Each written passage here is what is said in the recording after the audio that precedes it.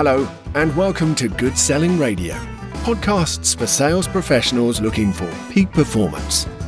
GSR shares ways to make new and existing customer relationships easier, more effective, and more enjoyable.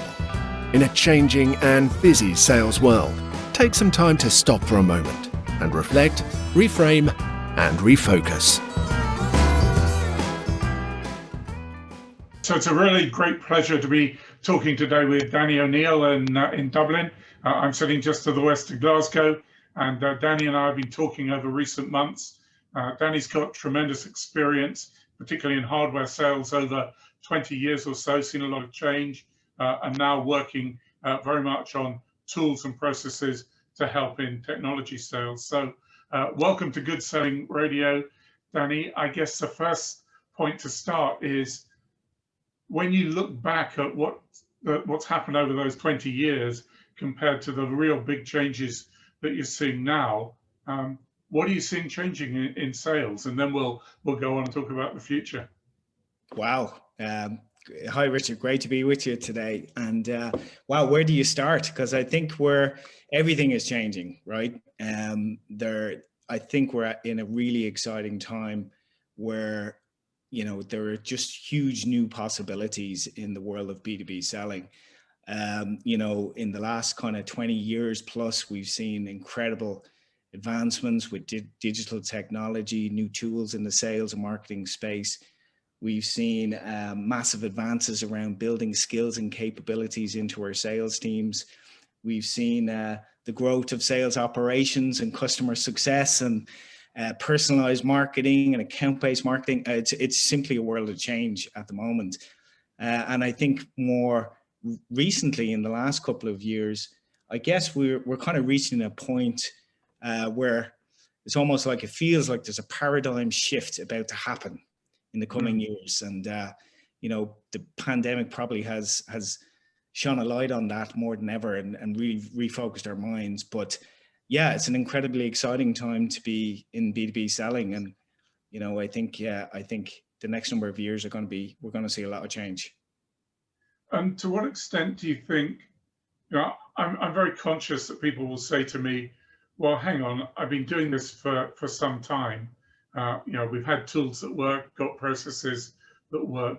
Do you think those tools, those processes, those approaches are going to cause people to struggle if we don't change? I mean, do we throw the baby out with the bathwater, as they say, or will everything need to change, or are there some things we can take from the past and apply to the future?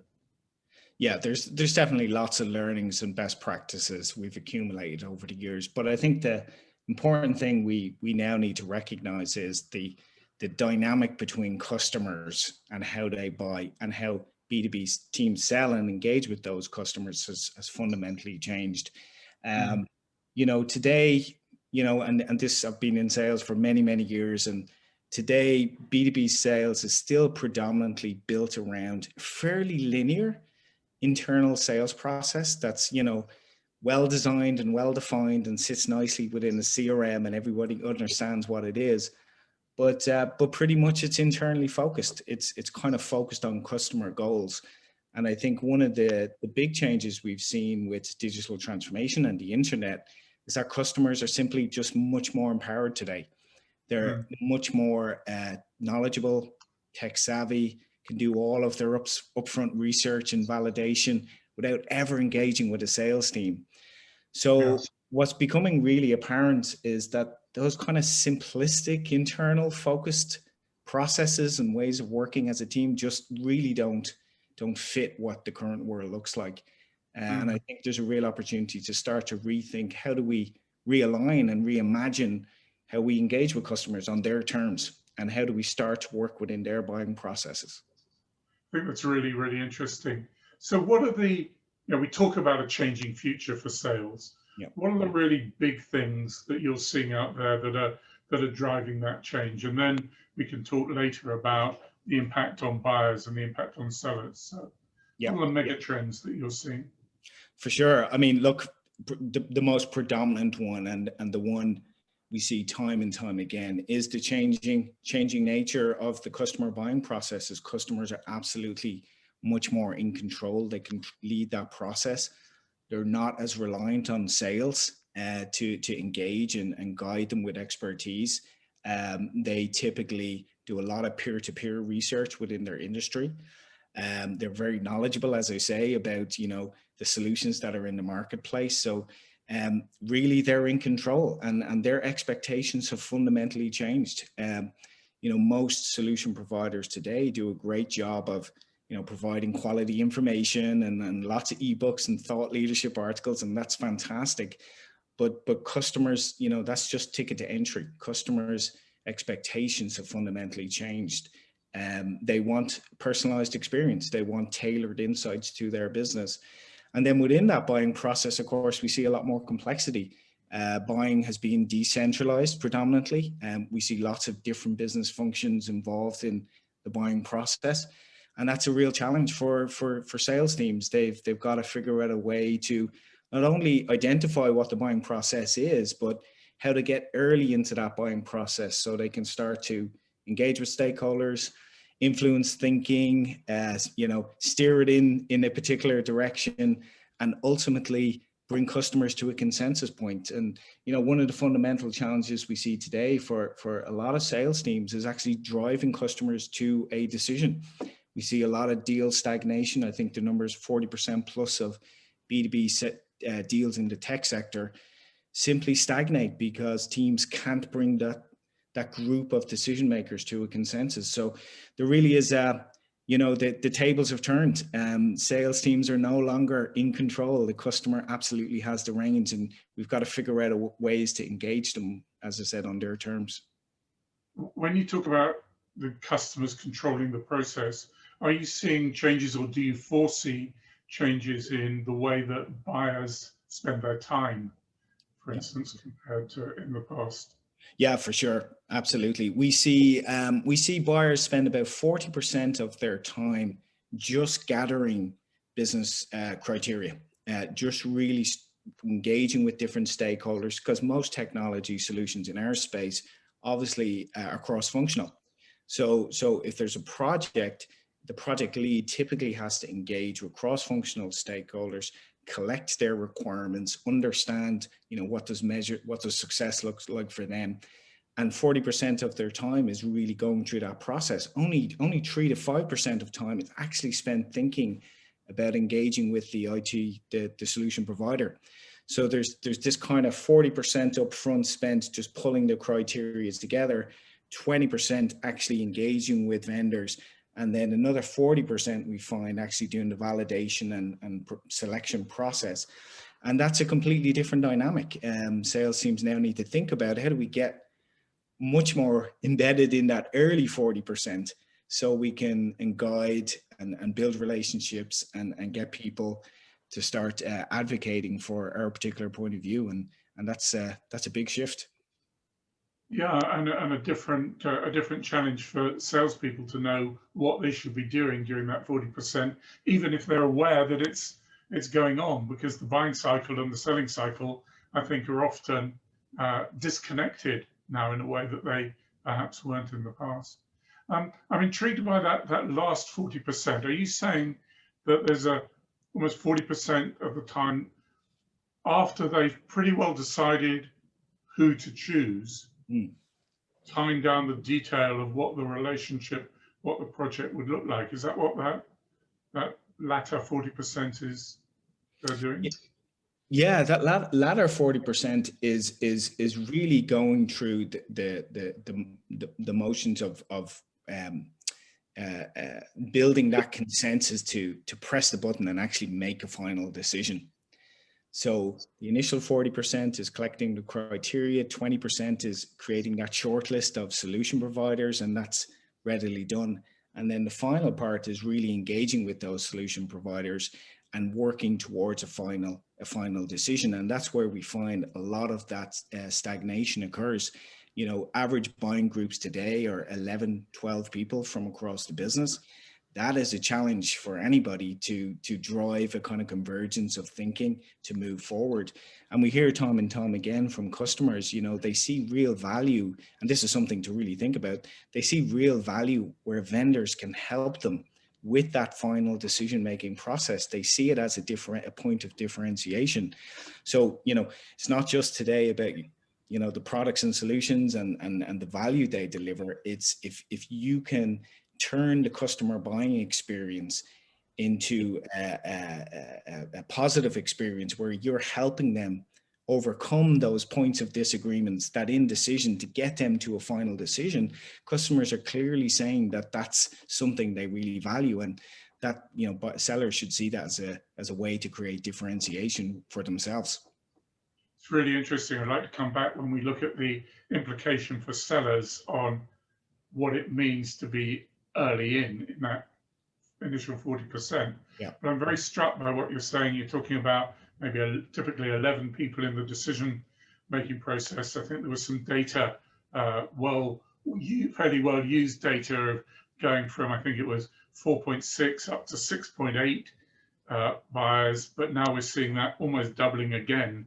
So that complexity. Doubling again, and also I've seen figures as well where doubling of the number of stakeholders doubles the sales cycle.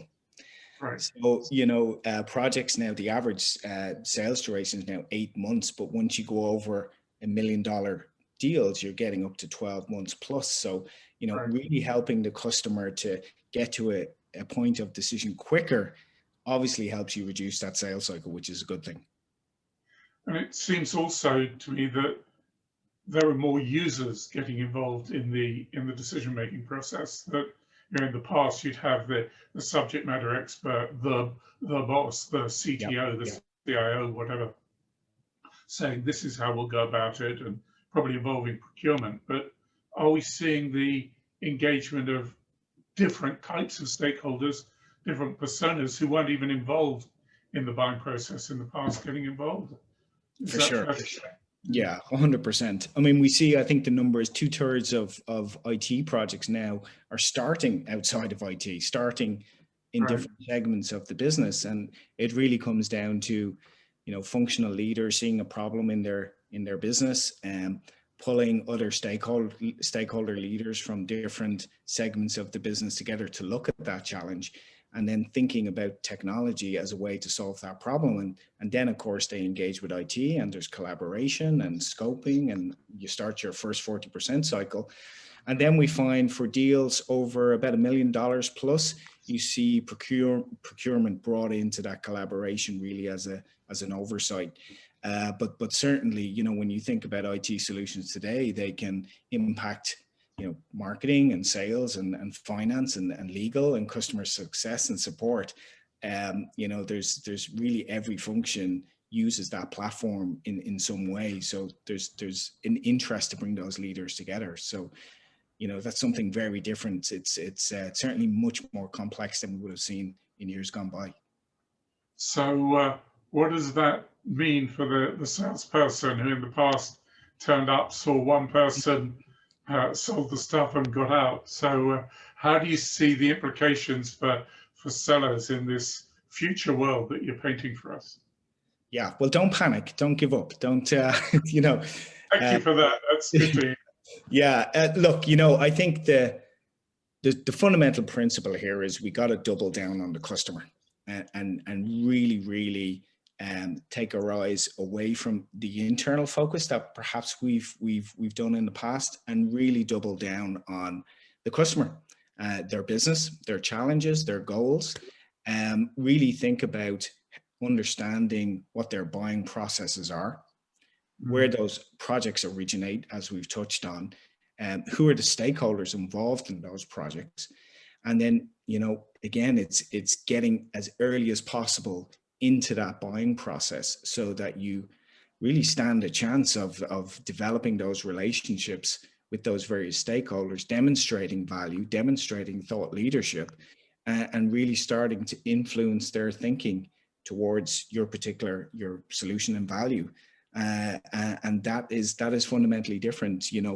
I think today some of the stats out there from Gartner, the research from Gartner and Challenger, show that most buyers engage 60% the way through the buying process. So they literally are engaging sellers right at the back end of a deal. And, that's a bad place to be. You very little chance of steering customer thinking in your direction or influencing the solution they're going for, and usually that leads to a pretty much a rat race on price, right? Commoditization of price. You're shortlisted. It's not, the discussion is not on value. It's on price and delivery, etc. And that's just not where you want to be.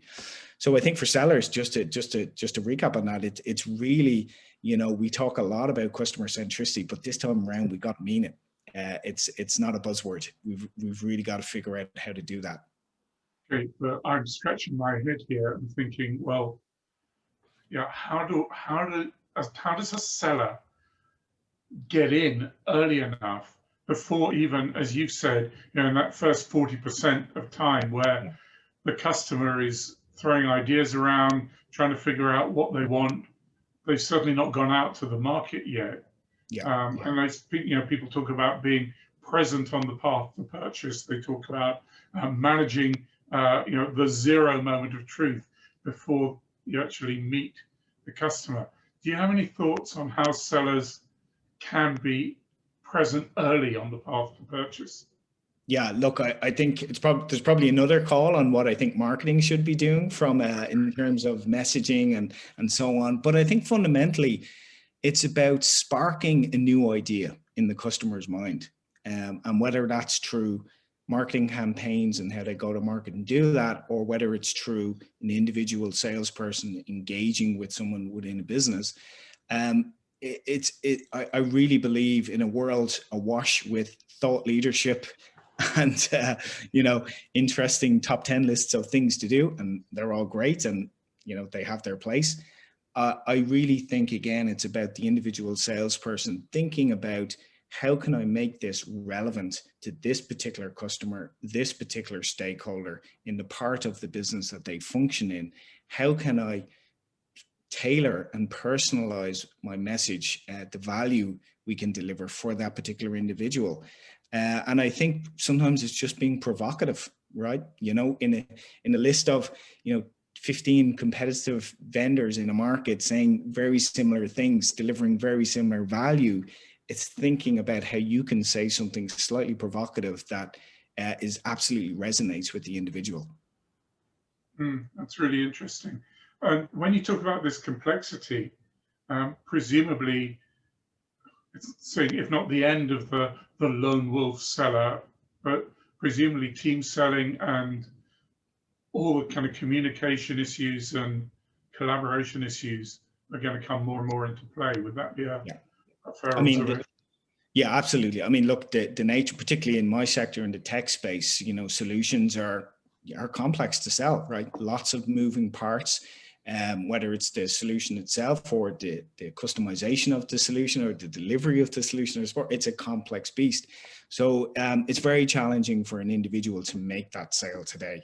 So collaboration across the function, whether that's, field sales in the past with internal sales, delivery experts, product experts, they need to come together. And again, I've seen this, so many times in my own experience.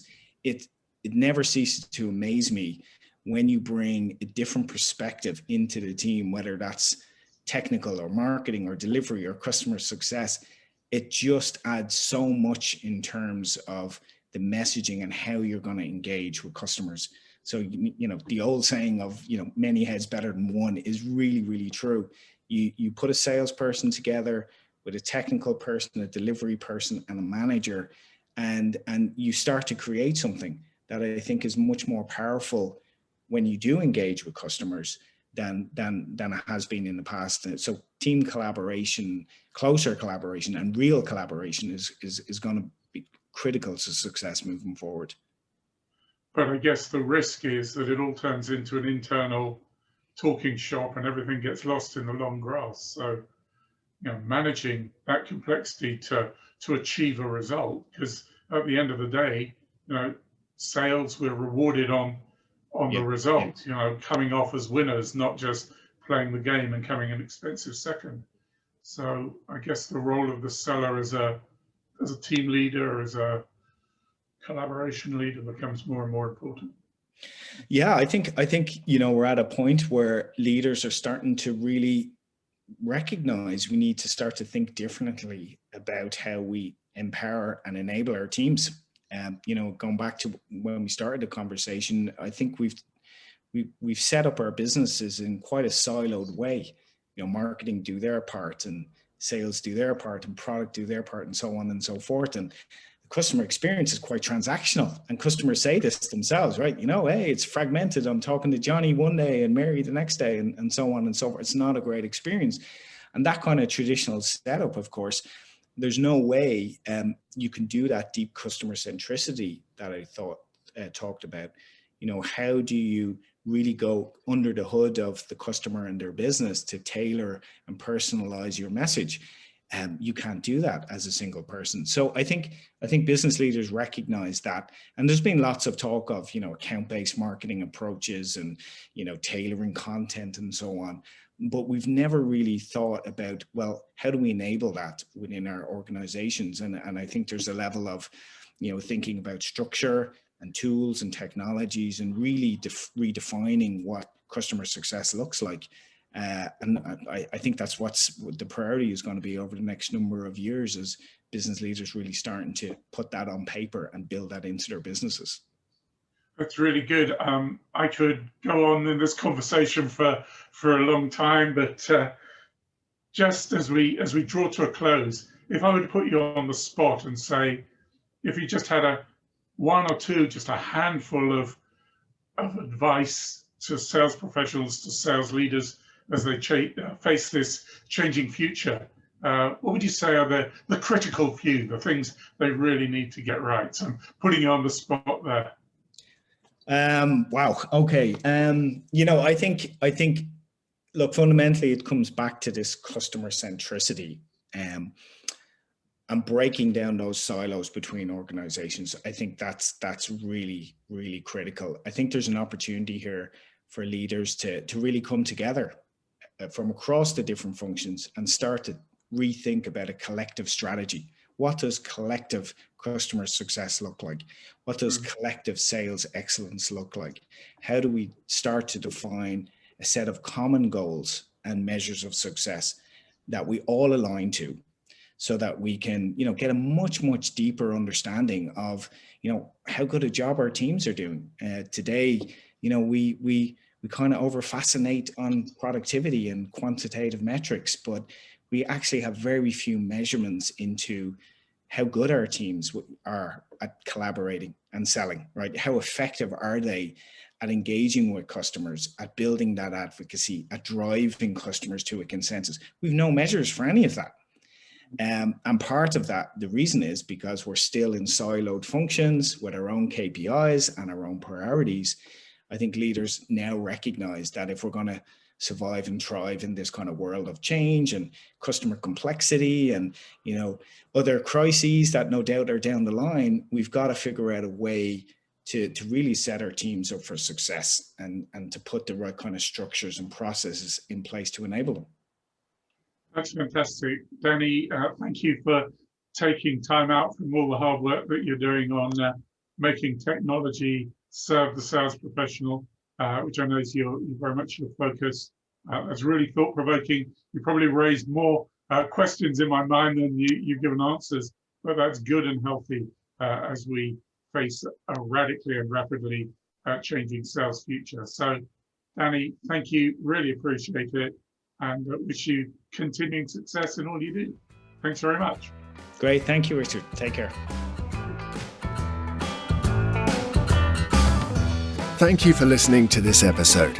If you have enjoyed what you've heard, have questions or feedback, please leave a review and we'll be sure to get back to you.